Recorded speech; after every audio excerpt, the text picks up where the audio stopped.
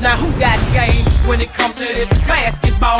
Facing other opponents that's over 6 feet tall. Can you shoot a three-pointer? Can you do the finger roll? Can you cross over, drop it down, and then take it to the hole? Can you hoop it up, alley hoop it up? And when the ball is loose, see how fast you can scoop it up. Have your game face on. I hope you're quick on your feet, playing on concrete and taking NBA to the street.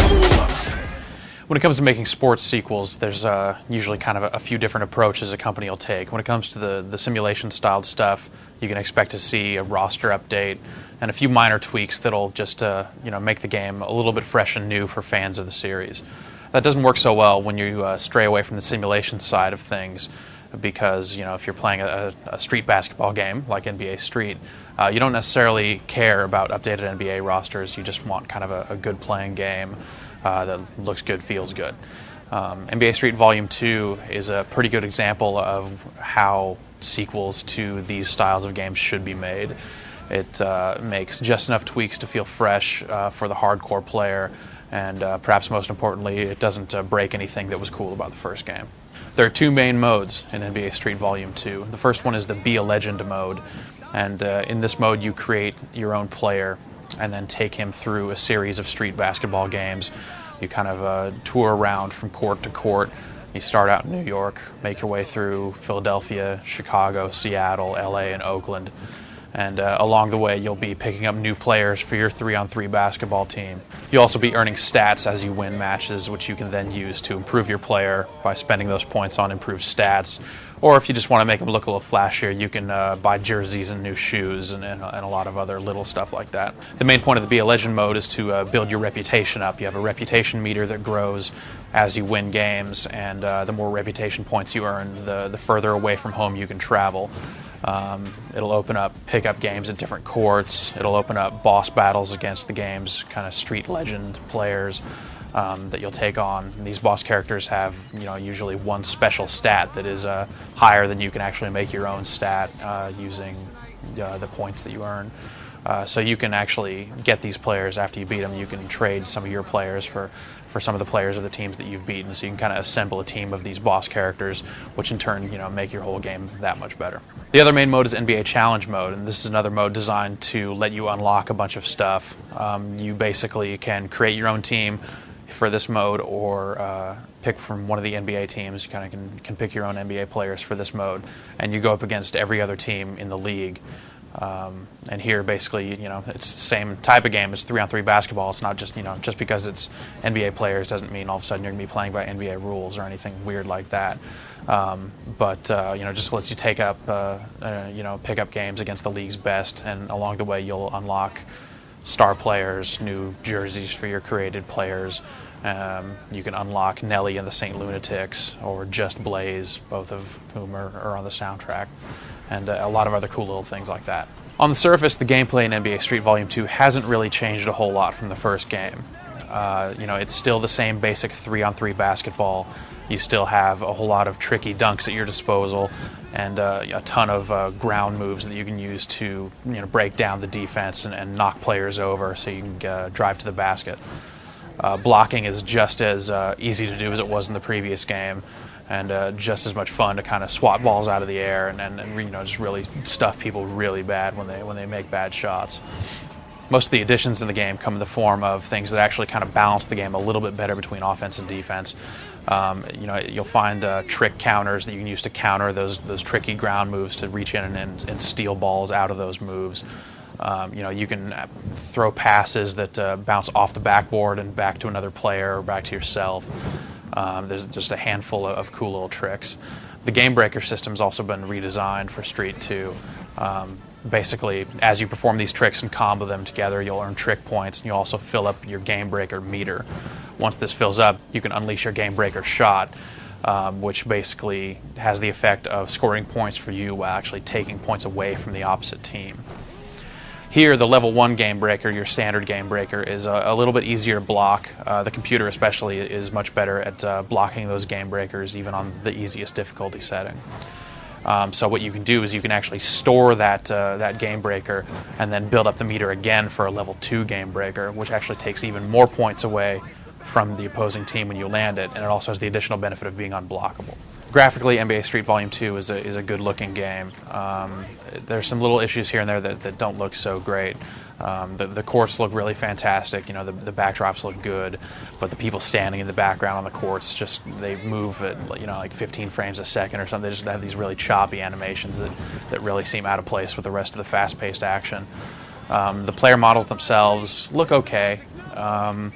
There's some weird exaggerations made with some of the characters, and the game kind of goes for this kind of over-the-top cartoony style, but in some cases it just looks a little weird and seems kind of out of place, especially when you're pairing up the NBA stars with some of the street legends or some of these other players that just don't seem to mesh very well at all.